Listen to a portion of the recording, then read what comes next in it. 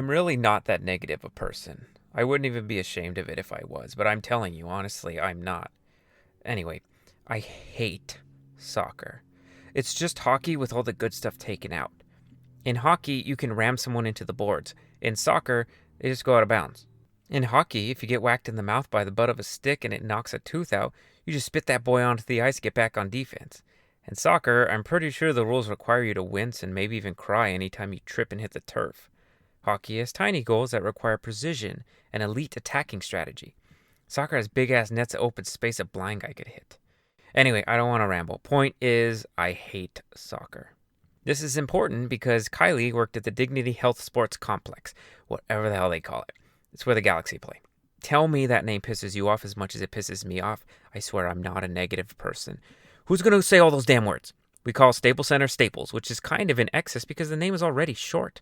Dodger Stadium, SoFi, easy and way better sports play there. Thankfully, we're not idiots and we found a way around that long-ass name by calling it the Dighi. I'm rambling really bad now. Point is, Kiley works at the Dighi. How am I supposed to seduce and marry a chick that works at a soccer stadium? Hey, let me stop you right now before you say some stupid shit like DM her on Insta. Shut up. I'm not a horny 11-year-old. I'm a grown-ass man. I talk to women in person, like a gentleman. Yes, I maybe stalk social media, get a slight advantage, but that's just being practical. I mean, I'd be an idiot to ignore a public profile packed with my potential wife's interests. You're going to be stupid now and ask if this girl even knows if I exist, huh? Well, dipshit, she does. See, she used to work for the Kings. She handed out stuff at giveaways and pretty much just looked cute so you'd connect her smile and unmatched beauty with this particular sports organization, and thus continue to support them even as they waste the talents of the best defenseman in the NHL. It worked. I went to like 15 games that season, even though I only ever saw her there twice. How did I know she changed jobs? You'd have to know me, because if you did, you'd know that I've always been a natural detective. That means I found her on Instagram, and on occasion, I check in to see if she posted anything new and interesting. It's not creepy at all, really. I don't even watch her stories. Wait. You not knowing about my prowess for finding people reminds me that you probably need a little more info about me for the story to make any sense. So, let me start by giving you a little auto bio. Keyword, little. I'm not a big skirt chaser, to use a super old term that even I'm not sure why I just used. I've had girlfriends, sure, but they're few and far in between. This is mostly because I don't like people in general. To give you an idea, I like animals more than I like people, and I hate animals. Cats walk around in their own toilet and dogs literally eat their own vomit. If I go to your house and you have an animal and it touches me, I'm leaving. Anyway, it's pretty rare for me to connect with a female in a romantic way, like more than friends that sometimes knock it. Sure, I get crushes and flings and such because I'm a guy and pretty girls are nice, but they very rarely stick. Maybe I'm hard to deal with or my standards are too high, but they're the same standards I hold myself to, so those won't be changing anytime soon. I know this about myself and I'm comfortable with it. This is why when I first met Kiley, and really when I first saw her, I locked in like a mother effer. She was real, and I ID'd that immediately. Okay, back to the story. What happened was I asked her out, like the second time I saw her. I told you I was locked in. She recognized me from our first meeting, so I switched conversation mode into a slightly more intimate level this time. Still some small talk BS I knew I had to get in to avoid scaring her right away. But the questions were just kind of sort of starting that journey toward approaching personal. Kiley's that annoying type of girl that always smiles and is obscenely friendly, so you really have to dig deep to see whether she likes you, thinks you're very nice, is just being like this to everyone, or would hypothetically bang you. I mean that in the most respectful way, of course. Don't get mad just because it's direct. Every time you smile at the opposite sex, you're pretty much at the deepest level saying, hey, want a boink? It's biology. Grow up. The trick is to look into your target's eyes. Now, I don't mean at the eyes, I mean into them. A girl who at least likes you will hold eye contact, and they won't squint as much. If she squints a lot, that means she's forcing friendliness, aka she's like that with everyone. However, if she's breaking eye contact with you like regularly, she either finds you incredibly boring or slightly intimidating. She's trying to hide something from you, possibly a feeling of attraction or one of disgust. Kiley didn't do any of this. Kiley never made eye contact past the initial replies. She did this even more noticeably the second time. She looked at other guys, girls, kids, the beer stand, etc., but not at me. A rookie would say she's not really interested, but I knew this was because I was really intimidating her. Trust me on this one. I knew right away. Look, I had it in my head, as you should with every romantic interest because life is too short, that I was going to marry this girl. So it wasn't a big deal. No obstacle was going to get in my way, but I needed to move in ASAP and get this girl in a cafe somewhere with myself and a big ass cappuccino in front of her. Girls like this don't stay single for long. I asked real quick about what she was like trying to be, career goals, if you will. Of course, she said a teacher, a kindergarten teacher, because she's perfect. So I spun that around and talked about how a lot of my aunts were teachers, thus taking that all important baby step out of small talk. Now she knows my family, so the wedding won't be awkward with her surrounded by strangers. You probably don't actually care, and I don't need you knowing my family's secrets. Plus, I'm not going to give away all of my seduction tactics in a damn short story, so let's just skip ahead. I asked her straight up, like, let's get coffee, or whatever, under the thin-ass pretense of, why not? If I thought she was operating in a low frequency of eye contact before... right away she said she didn't have time. The memory is foggy with details, and yes, I do consider this trauma, and no, I'm not going to a psych weirdo to work it out. Anyway, she dodged it, but in a way it was less than convincing. Yes, this is what guys do, and in this day and age, even asking her out was probably considered rape by some people. I get it. No means no, etc., etc. That's the politically correct way to look at it. But in the real world, when you find your wife, you gotta go get her. If you are blessed with the vision of seeing your soulmate first, and she didn't realize it yet, that mother effer is your burden and your privilege to realize. If fate and all that metaphysical junk mean anything, then we were supposed to meet. Destined to meet, if you want to make it weird. We were supposed to be from LA. We were supposed to like sports, specifically hockey. So boom. Whiny feminazi 0, the universe 1. I'm sure the score is much more lopsided than that. So that's what happened at Staples. Back to the Dighi. Kiley somehow got a job working at the Dighi as a ticket booth person or sometimes as a guest relations officer, blah, blah, blah. I know this, of course, because as I said earlier, I used to follow her on some social media. However, I then thought about how that was weird because I didn't actually know her. Like, what if we started talking and she was like, what's your Insta? And I tell her and she sees I already follow her and liked her stuff, and it gets really awkward. So I unfollowed her and unliked all those posts as soon as I had that enlightenment. But, of course, as I said, I still check in from time to time in a very non-creepy way.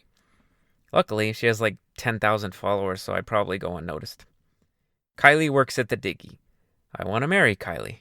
Thus, I need to make my way to the Dighi. Life is usually much simpler than we make it. I didn't even know when soccer season was. It must be like baseball, right? Spring weather, but dipping into summer. Well, I looked it up, and yeah, it's pretty close. It was actually fortunate for me because I had plenty of time to plan how exactly I was going to run into her and how I could organically spark up something and then spin it into a date or whatever. I had like 4 months, which meant like 10 or so games to make my move. Now, when dealing with high stakes like this, variance is key. I can't just show up and pull the trigger. Gotta be more like a 5.56 round than a grenade, you know? I need at least 3 games to process it. A beginning, middle, and end kind of thing. And of course, I would need a game or two to bridge that gap, like, oh yeah, I was at that game, didn't see you. Adding to that, this type of thing is very situational, so I can't just set a date and attack because so many things can change. Maybe she looks sad one day. Maybe she got sick and called in. Anything can happen at any moment, so I can't afford to chance it on something so fickle. I need a margin of error, which means I pretty much need to go to every home game. I hate soccer so much. The first game was a Wednesday, so I had to go right after work. I usually take the train to work because I hate driving and sometimes I read, but since I had to drive down to Carson after, I had to take my car, which also meant I need to pay like $10 to park at my own goddamn job, then another 15 to park at the damn stadium. You know, this is why guys buy hookers. It's not because they're sex addicts or they just want a sleazy time. It's just cheaper. I've honestly never hired a woman for those kinds of services, but I understand the rates range from like, I don't know, $100 or something. That's a steal compared to dating. Of course, that's $100 for one and done, assuming. If you want a partner, if you want kids, companionship and all that, you gotta pay for it. Through the damn nose, too. In fact, you need to drop bills just for the opportunity, as is demonstrated right here. So it's Wednesday, boring shit aside, I make it to the stadium about 45 minutes early as planned. In the parking lot, which is thankfully much smaller than a real sports stadium parking lot, I hang out for a little, just focus on the task at hand. I'm here by myself because this is a recon mission. No need for a wingman. After I attain my focus and prepare, I avoid overthinking by hopping right out, making my way to the stadium. Right away, I realized I should have worn something Galaxy to blend in better, but and again, that's like another $30 burnt. Plus, everyone here is probably miserable if soccer's their favorite sport, so I just need to keep my head down and I should blend in anyway. At the gate, I get in pretty easily. This is another benefit of soccer. It's so boring and unexciting that no one goes to these things, so getting in and out is super simple. I've been to the Dighi. Back then, it was known as the Home Depot Center, only one time before, and only because my parents got me free tickets, and I was much younger. So anyway, I go ahead and take a lap around the venue, get my bearings back. During this time, I am extremely vigilant, head on a swivel, if you will. The entire mission would be compromised if Kiley saw me first. Fortunately, that didn't happen. I was walking along the little section with all the fancy foods and the picnic tables, as if I want to eat next to a stranger at any point, much less one that I know likes soccer.